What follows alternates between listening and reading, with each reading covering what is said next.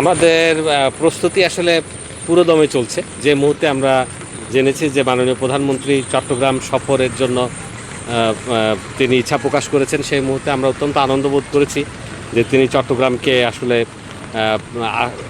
মানে মনোনীত করেছেন।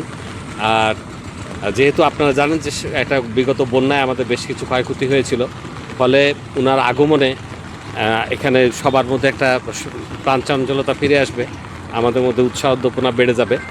তো সেই দিক থেকে আমরা ওনাকে বরণ করে নেওয়ার জন্য, গ্রহণ করে নেওয়ার জন্য, ওনার সকল কার্যক্রম সফলভাবে সুষ্ঠুভাবে সম্পাদনের জন্য যা যা প্রয়োজনীয় দরকার আমরা কিন্তু সেই জিনিসটা করছি।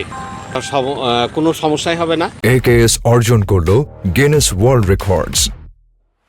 AKS আমি এ পর্যন্ত চট্টগ্রাম বিভাগে মাননীয় প্রধানমন্ত্রীর দুটো প্রোগ্রাম দেখেছি, সেখানে বৃষ্টি হয়েছে, কিন্তু জনগণের অংশগ্রহণ কিংবা যে কর্মসূচিগুলো তিনি দিয়েছেন সবগুলোই যথাযথভাবে প্রতিপালিত হয়েছে।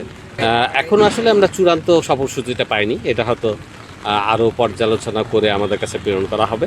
তবে যে মাননীয় প্রধানমন্ত্রী যেই কর্মসূচি আমাদেরকে দিবে আমরা সেটাই সার্থকভাবে অ্যারেঞ্জমেন্টটা করে দেবো।